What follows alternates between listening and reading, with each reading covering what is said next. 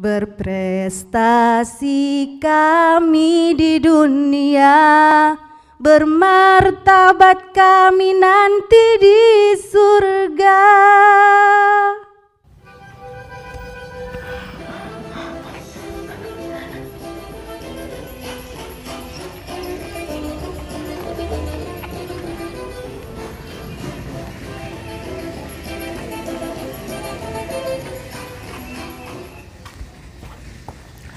Tak ada yang lebih sial dari seseorang yang ingin membuat lucu, tapi sama sekali tak lucu. Jangankan orang lain tertawa, saya pun tidak pernah tertawa oleh lucuan saya. Mungkin kalian menyangka menjadi badut adalah pekerjaan yang paling gampang. Tinggal bertingkah kocak dan orang akan tertawa. Jika kalian menjadi saya, kalian akan mengerti, tidaklah gampang membuat lelucon.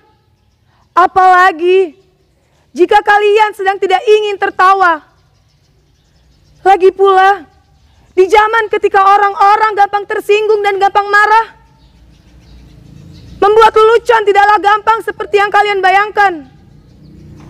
Bisa-bisa, hanya karena lelucon, kalian dipidanakan, dianggap menghina, dan mencemarkan nama baik. Kawan baik saya, ia seorang pelawak, dipenjara hanya karena membawakan lelucon yang dianggap menghina dan mencemarkan nama baik. Dia bercerita tentang seseorang yang memanjat pohon kelapa pada jam 10 pagi. Dan dari atas pohon kelapa itu, ia mengumandangkan azan subuh. Tentu saja itu membuat kampung gempar. Warga-warga pada datang berteriak-teriak, "Dasar kafir, turun kau! Berani-beraninya kau menghinakan azan subuh pada jam 10 pagi."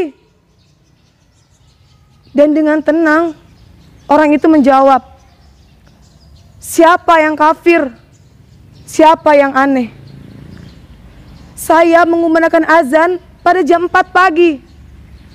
Tidak ada satu orang pun yang datang ke masjid. Begitu saya azan subuh pada jam 10 pagi, mengapa kalian datang? Coba kalian pikir, siapa yang aneh? Siapa yang kafir? Siapa yang tidak taat? Orang kok gampang mengkafir-kafirkan orang. Hanya karena berbeda menjadi bermusuhan. Sepertinya orang sekarang itu senang sekali bertengkar. Kalau kata Descartes bilang, aku berpikir, maka aku ada. Kalau kata orang sekarang bilang, aku bertengkar, maka aku ada. Pertengkaran menjadi komoditi, diperjualbelikan. Ayat-ayat digunakan untuk kepentingan kekuasaan.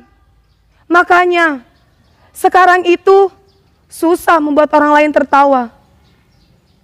Dulu ayah saya seorang badut, makanya saya sekarang jadi badut. Sekarang itu lagi ngetren. Kalau ayahnya jadi presiden, ya anaknya juga jadi presiden. Tapi enggak. Kalau ayahnya jadi presiden, ya anaknya nyalon jadi wali kota. Kalau enggak nyalon jadi gubernur. Tapi saya meneruskan pekerjaan ayah saya. Dan kata ayah saya, menjadi badut itu gampang. Lumayan enak. Penghasilannya pun lumayan. Ayah saya sering diundang orang-orang karena orang-orang butuh hiburan. Badut dan pelawak dianggap masih lucu. Lah kalau sekarang pelawak saja kalah lucu dengan politikus.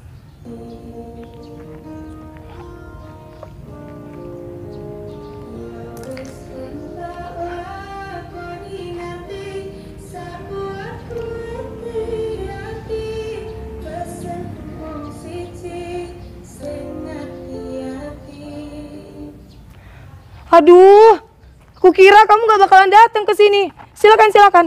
Maaf berantakan. Duduk. Kamu gak haus? Gak lapar? Kamu mau minum apa? Atau mau makan?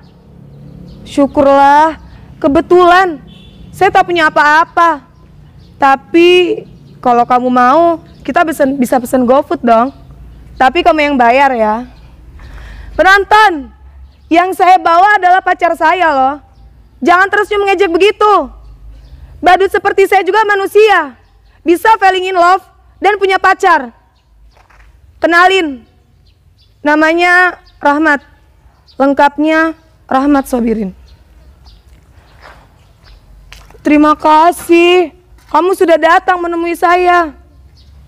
Pokoknya terima kasih banyak, kamu sudah mengingat saya. Kamu kangen ya sama saya? Saya juga. Tapi rindu itu berat. Kamu gak akan kuat. Biar saya saja.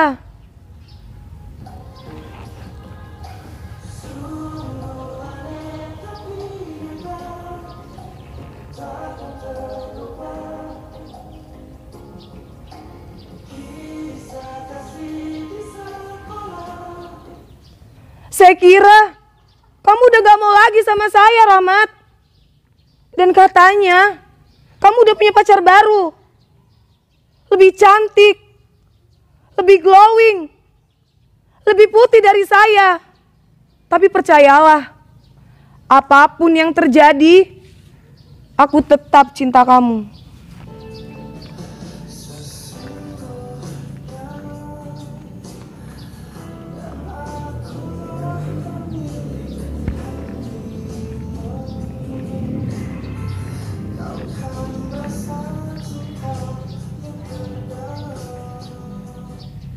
Sumpah, I love you.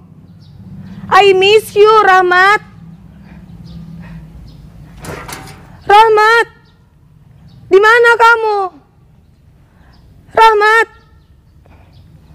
Ternyata ini hanya hayalan saya saja. Saya badut. Sudah jadi badut, jomblo pula. Memang benar-benar ambyar nasib saya. Percayalah.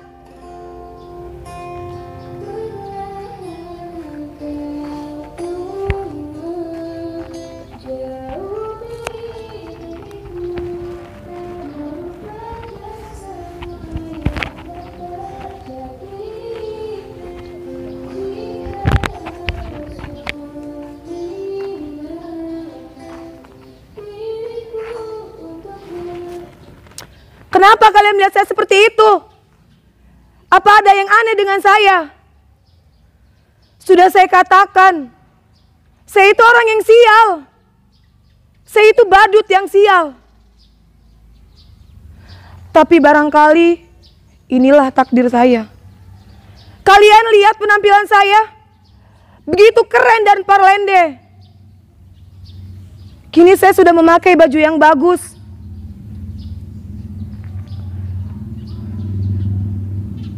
Kemudian saya dan mereka didandani nercis seperti ini dan didaftarkan pilkada.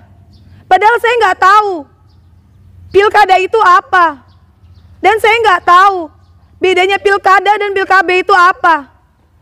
Tapi ada yang bilang kalau pilkab itu tidak boleh coba-coba buat anak, dan kalau pilkada boleh coba-coba buat anak.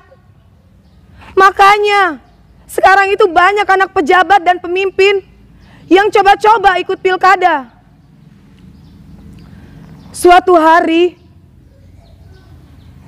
saya diundang untuk mengisi hiburan di acara kampanye partai.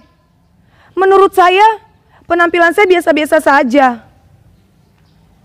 Saya hanya menjentik-jentikan jari saya seperti ini. Semua tertawa terbahak-bahak. Saya hanya berdiam-diam, semua tertawa terbahak-bahak. Sungguh, saya tak pernah merasa setolol saat itu. Lalu, pimpinan partai itu mendatangi saya, menjabat saya, memuji-muji saya.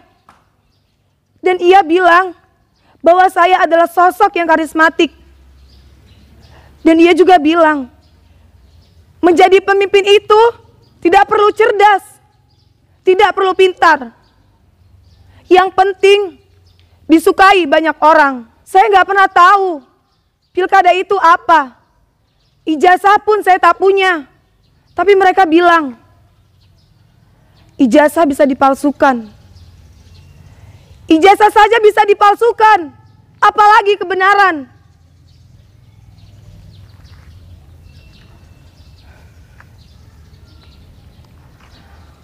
Lalu dari belakang terdengar teriakan-teriakan mengeluh-ngeluhkan ia. Dengan suara yang lantang, dengan suara yang keras.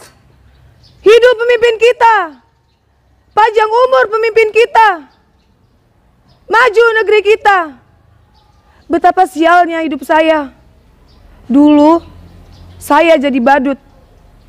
Sekarang jadi pemimpin pun harus jadi badut. Badut yang bisa mereka atur. Badut yang bisa membuat mereka terhibur. Percayalah, menjadi badut itu berat. Kamu gak akan kuat. Biar para pemimpin saja.